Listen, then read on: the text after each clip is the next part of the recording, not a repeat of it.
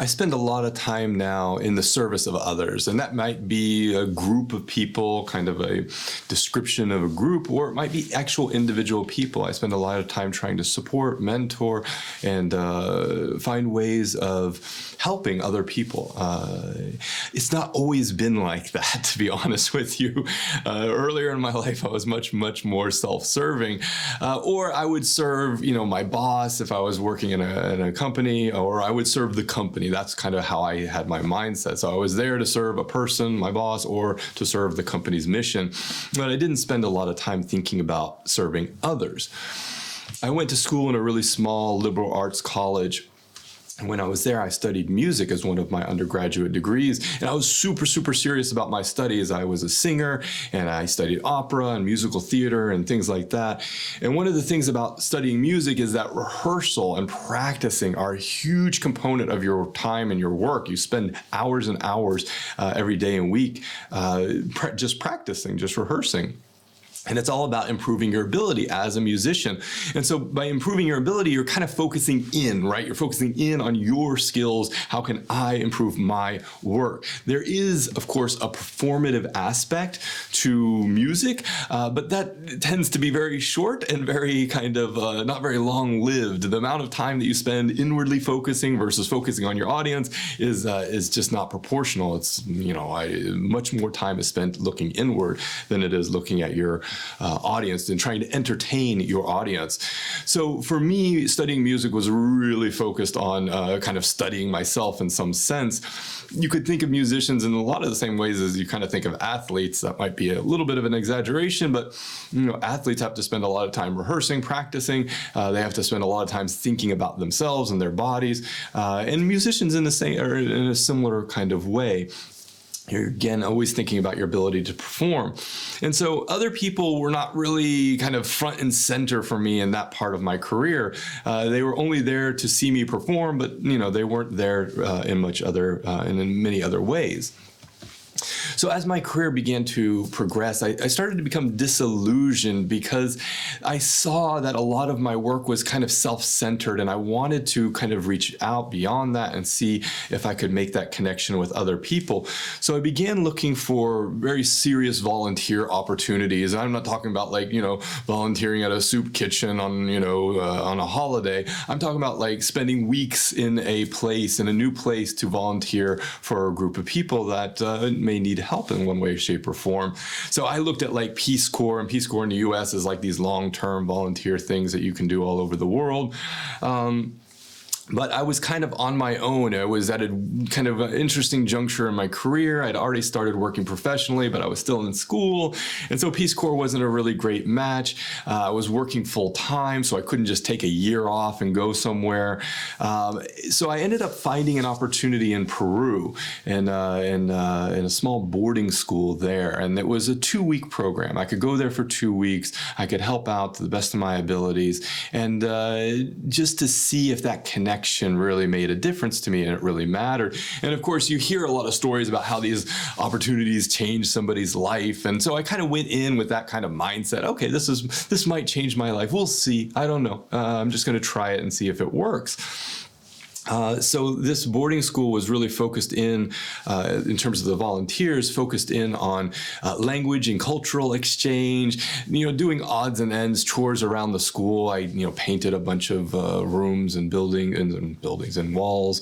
But I spent a lot of times with the students, with the young children, and just tried to talk to them. They understood a little bit of English. I understood no Spanish, so I wasn't really much up for helping them there, but I could at least connect with them just on a human level. And of course, I can get by with a lot of sign language. I'm pretty good at gesturing. It was one of the first times, I think, in my entire life that I had done something that wasn't about me. I mean, I had that, again, in my mindset that, I'm going to change, this is going to change me. But really, the reason I was there was others. It was really, I was there to help someone. I was there to connect with someone. And so I don't have any other memories of doing anything like that before. It was really about those students that were at that school, and it was about hopefully in some small way improving their lives just by being present, just by being a presence in their life, just by connecting with them. And I remember on the flight home, I was sitting next to a hand surgeon, and that hand surgeon was more or less in Latin America for the same reason that I was. He was there to help others. He was doing it in a little bit more difficult capacity than I was, because he was there actually performing hand surgery for volunteering at a hospital. And I remember seeing him in this light that he really had a lot of satisfaction in what he was doing. And so it gave me just a new way of thinking about my career and where I could go from there.